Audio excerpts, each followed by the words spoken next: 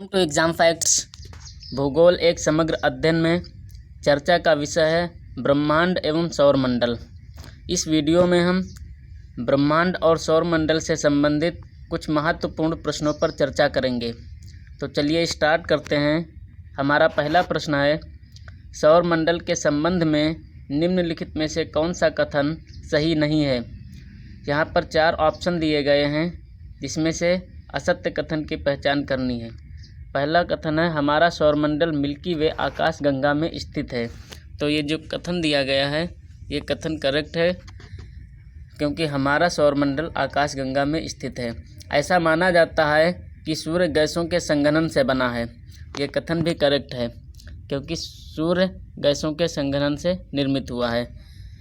सूर्य की सतह का तापमान लगभग 20 मिलियन डिग्री सेंटीग्रेड है। ये कथन असत्य है, क्योंकि सूर्य की सतह का तापमान 5504 डिग्री सेंटीग्रेड होता है। और लास्ट कथन दिया गया, सौरमंडल लगभग 46 बिलियन वर्ष पहले धूल और गैसों या नेबुला के अंतरतारकीय मेघ से बना है। तो ये कथन भी सही है। तो इस प्रश्न का करेक्ट ऑप्शन है, सूर्य की सतह का तापमान लगभग 20 मिलियन डिग्री सेंटीग्रेड है। चलिए देखते हैं कि सूर्य का तापमान कितना होता है। यहाँ पर सूर्य का सबसे आंतरिक भाग, जिसको क्रोड कहते हैं, कोर, उसका तापमान 15.7 मिलियन केल्विन होता है। और उसकी बाहरी परत रेडियो एक्टिव जोन कहलाती है, और इसका तापमान 2 मिलियन केल्विन से लेकर के 7 मिलियन केल्विन तक होता है। और उसके बाहर की परत कन्वेक्टिव जोन कहलाती है, और इसका तापमान 2 मिलियन केल्विन होता है। और सबसे बाहरी परत फोटोस्फीयर कहलाती है, इसका तापमान 5778 केल्विन या 5504 डिग्री सेंटीग्रेड होता है। तो यहाँ पे ये जो ऑप्शन है, सूर्य की सतह का तापमान 20 मिलियन डिग्री सेंटीग्रेड, ये गलत है। अगला प्रश्न है, पृथ्वी की उत्पत्ति की नेबुलर परिकल्पना किसने प्रतिपादित की। तो पृथ्वी की उत्पत्ति की नेबुलर परिकल्पना इमैनुअल कांट ने प्रतिपादित की। इस इमैनुअल कांट की एक वायव्यराज परिकल्पना या नेबुलर परिकल्पना कहा जाता है। इसमें उन्होंने न्यूटन के गुरुत्वाकर्षण नियमों पर आधारित वायव्यराज परिकल्पना प्रतिपादित की। इसके अनुसार एक तप्त गतिशील निहारिका यानी नेबुला से कई गोल छल्ले अलग हुए, जिनके शीतलन से सौरमंडल के विभिन्न ग्रहों का निर्माण हुआ। तो पृथ्वी के उत्पत्ति की नेबुलर परिकल्पना इमैनुअल कांट ने प्रतिपादित की। अगला प्रश्न है, तारों के मध्य दूरी ज्ञात करने की इकाई कहलाती है। तो तारों के मध्य दूरी ज्ञात करने की इकाई प्रकाश वर्ष कहलाती है। और प्रकाश वर्ष किसका मात्रक है? प्रकाश वर्ष दूरी का मात्रक है। अगला प्रश्न है, किसने कहा था कि सूर्य नहीं पृथ्वी सूर्य के चारों ओर चक्कर लगाती है एवं सूर्य केंद्र में है। तो इस कथन का अभिव्यक्त करने वाला व्यक्ति कोपरनिकस है। कोपरनिकस ने सर्वप्रथम ये अवधारणा विकसित की कि सूर्य पृथ्वी का चक्कर नहीं लगाता है, बल्कि पृथ्वी सूर्य का चक्कर लगाती है। अगला प्रश्न है, आंतरिक ग्रहों के बारे में निम्नलिखित कथनों पर विचार कीजिए। तो पहला कथन दिया गया है, बुध, शुक्र, पृथ्वी और मंगल को स्थलीय ग्रह कहा जाता है, जबकि बृहस्पति, शनि, यूरेनस और नेपच्यून को जोवियन ग्रह कहा जाता है। तो ये कथन बिल्कुल सही है। अगला कथन है, स्थलीय ग्रहों में अपेक्षाकृत उच्च घनत्व होता है, जबकि जोवियन ग्रहों में अपेक्षाकृत कम घनत्व होता है। ये कथन भी सही है। तो इसका करेक्ट ऑप्शन है 1 और 2 दोनों। देखते हैं, ये सौरमंडल का चित्र दिया गया है। यहाँ पर मंगल और बृहस्पति के बीच में क्षुद्र ग्रह पट्टी दिखाई गई है। ये क्षुद्र ग्रह पट्टी है, और इसके अंदर के ग्रहों को आंतरिक ग्रह कहा जाता है, जिसमें बुध है, शुक्र है, पृथ्वी और मंगल। क्षुद्र ग्रह पट्टी के बाहर के ग्रहों को बाह्य ग्रह कहा जाता है या जोवियन ग्रह कहा जाता है। इसमें बृहस्पति, शनि, अरुण और वरुण सम्मिलित हैं। तुलनात्मक रूप से अगर देखें तो जो आंतरिक ग्रह होते हैं वो ठोस पदार्थों से बने होते हैं, जबकि बाह्य ग्रह गैसीय पदार्थों से बने हुए होते हैं। तो इनका घनत्व तुलनात्मक रूप से बाह्य ग्रहों का कम होता है। अगला प्रश्न है, निम्नलिखित में से कौन से कथन बौने ग्रह के बारे में सही हैं। पहला कथन दिया गया, इंटरनेशनल एस्ट्रोनॉमिकल यूनियन केवल 4 बौने ग्रहों अर्थात सेरेस, यूरिया, माकेमेक और एरिस की पहचान करता है। तो यहाँ पे जो पहला स्टेटमेंट दिया गया है ये गलत है, क्योंकि इंटरनेशनल एस्ट्रोनॉमिकल यूनियन 5 बौने ग्रहों की पहचान करता है। दूसरा कथन दिया गया, एक ग्रह और बौने ग्रह के बीच प्राथमिक अंतर यह है कि बौना ग्रह स्पष्ट कक्षा नहीं रखता है। तो ये स्टेटमेंट सही है। तो यहाँ पे करेक्ट ऑप्शन होगा केवल 2, ऑप्शन नंबर बी करेक्ट है। पहला स्टेटमेंट इसलिए गलत है क्योंकि यहाँ पे एक बौना ग्रह होता है प्लूटो, और उसको यहाँ पे नहीं लिखा गया है। प्लूटो के बारे में देखते हैं। प्लूटो प्रारंभ में 9वां ग्रह माना जाता था, परंतु 24 अगस्त 2006 को चेक गणराज्य के प्राग में हुई अंतर्राष्ट्रीय खगोल विज्ञानी संघ की बैठक में ग्रह की नई परिभाषा दी गई, जिसमें एक ग्रह वही होगा जो निश्चित कक्षा में सूर्य की परिक्रमा करेगा, पर्याप्त गुरुत्वाकर्षण बल होगा जिससे वो गोल बना रहे, और किसी अन्य ग्रह की कक्षा का अतिक्रमण नहीं करेगा। और प्लूटो को इसी आधार पर उसको ग्रह के दर्जे से हटा दिया गया, क्योंकि वो किसी दूसरे ग्रह की कक्षा का अतिक्रमण कर देता था। अगला प्रश्न है, 21 जून को सूर्य की स्थिति के बारे में बात की गई कि सूर्य की स्थिति क्या होगी।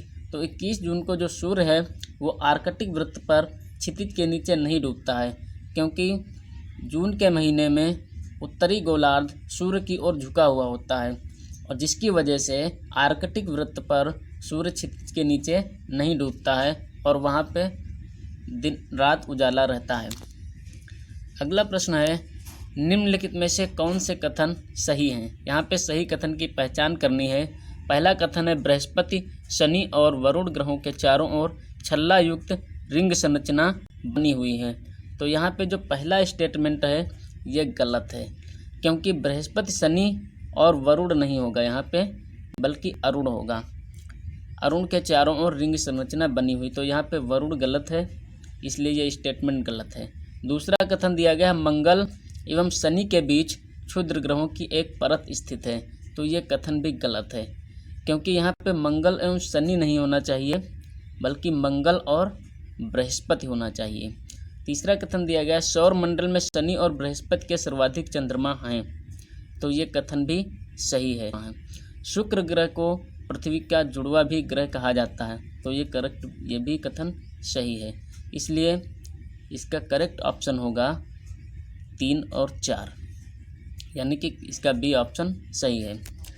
अगला प्रश्न है, सौर मंडल के किस ग्रह का नाम युद्ध का देवता है। तो सौर मंडल के जिस ग्रह का नाम युद्ध का देवता है वो है मंगल। मंगल ग्रह को युद्ध का देवता कहा जाता है। अगला प्रश्न है, कथन दिया गया, कथन 1, धूमकेतु सूर्य के चारों ओर सिर्फ लंबी दीर्घवृत्तीय कक्षाओं में घूमते हैं। दूसरा कथन है, धूमकेतु जब सूर्य के निकट आता है तो उसकी पूंछ विकसित हो जाती है। यहाँ पे जो पहला कथन है, सिर्फ लंबी दीर्घवृत्तीय कक्षाओं में घूमते हैं, ये सही कथन है। और दूसरा, जब वो सूर्य के निकट आता है तो पूंछ विकसित हो जाती है, ये कथन भी सही है। लेकिन इन दोनों कथनों में आपस में कोई रिलेशन नहीं है, इसलिए यहाँ पे दोनों कथन सही हैं, और इसका कथन 2 कथन 1 का स्पष्टीकरण नहीं है, यानी कि ऑप्शन बी इसका सही है। अगला प्रश्न है, निम्नलिखित में से कौन शनि का चंद्रमा है। तो शनि का जो चंद्रमा है वो है टाइटन। यहाँ पे करेक्ट ऑप्शन है टाइटन। बाकी ग्रहों के चंद्रमा भी देख लेते हैं। पृथ्वी है, पृथ्वी का एकमात्र उपग्रह है चंद्रमा। मंगल का उपग्रह फोबोस तथा डीमोस, ये सौरमंडल के सबसे छोटे उपग्रह हैं। बृहस्पति का है गैनीमीड, यूरोपा, कैलिस्टो, आयो। शनि का टाइटन, मीमास, टेथिस, रिया और फोवे। अरुण का एरियल, टिटेनिया, मिरांडा, और वरुण का ट्रिटोन, नेरिड, एन, ये प्रमुख उपग्रह दिए गए हैं। अगला प्रश्न है, चंद्रमा के चारों ओर वायुमंडल के अभाव का क्या कारण है। तो चंद्रमा के चारों ओर वायुमंडल के अभाव का कारण है वायु अणु का कम पलायन वेग और कम गुरुत्वाकर्षण। चंद्रमा के चारों ओर जो वायुमंडल नहीं पाया जाता उसके 3 कारण हैं। पहला तो उसका आकार छोटा होना, दूसरा उसका कम गुरुत्वाकर्षण होना, और तीसरा वायु अणु का कम पलायन वेग, जिसकी वजह से चंद्रमा पर वायुमंडल रुक नहीं पाता है। अगला प्रश्न है, ब्लू मून परिघटना क्या है। तो ब्लू मून परिघटना वह स्थिति है जब एक ही माह में 2 पूर्णिमाएँ हों। एक माह में जब 2 पूर्णिमाएँ होती हैं तो उसको ब्लू मून परिघटना कहा जाता है। अगला प्रश्न है, चंद्र ग्रहण कब होता है?